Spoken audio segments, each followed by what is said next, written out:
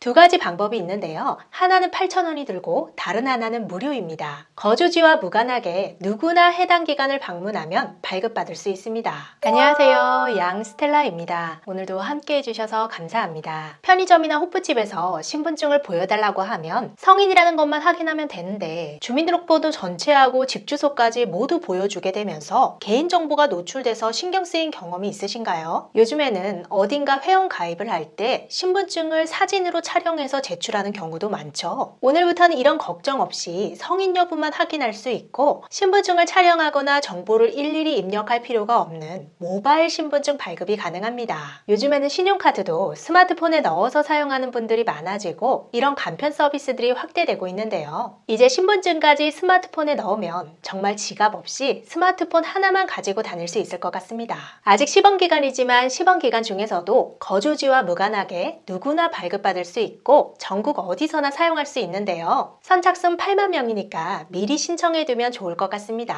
두 가지 방법이 있는데요. 하나는 8,000원이 들고 다른 하나는 무료입니다. 발급받는 방법과 사용 방법 등 자세한 내용 소개해 드리겠습니다. 시청하시기 전에 좋아요만 한번 눌러주세요.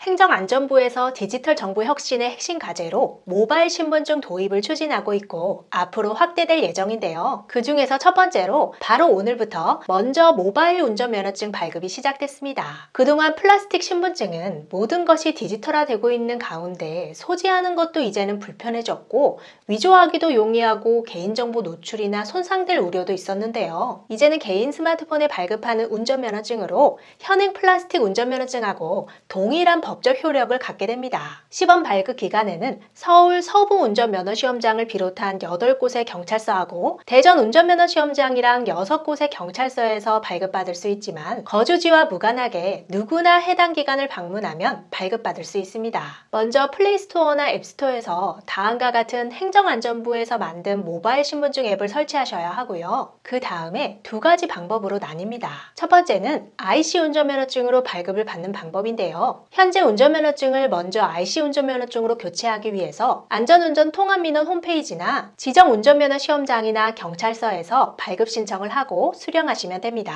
이 IC 운전면허증을 스마트폰 뒷면에 접촉하고 본인 인증을 하면 모바일 운전면허증을 발급받으실 수 있는 건데요. 스마트폰을 분실해도 이 IC 운전면허증이 있으면 새 스마트폰에 다시 모바일 운전면허증을 발급받을 수 있습니다. 두 번째 방법은 운전면허 시험장 방문만 가능한데요. 현장에 설치된 QR코드를 모바일 신분증 앱으로 촬영하고 안면 인증을 통해 발급받는 방법입니다. IC 운전면허증으로 교체하려면 8,000원이 들지만 시범 기간 동안 QR코드를 이용하면 무료입니다. 대신 이 방법은 스마트폰을 분실하거나 교체하면 운전면허 시험장을 다시 방문해야 합니다. 다음으로 신원정보 확인하는 방법인데요. 도로교통법으로 현행 운전면허증하고 동일한 효력이 있고요. 시범 기간 중에도 현행 운전면허증을 사용하는 전국 모든 곳에서 앱을 열어서 보여주면 육안으로 사용이 가능하고 다음과 같은 업체에서는 추가로 바코드 리더기나 검증 앱 등으로 편의 서비스도 가능합니다.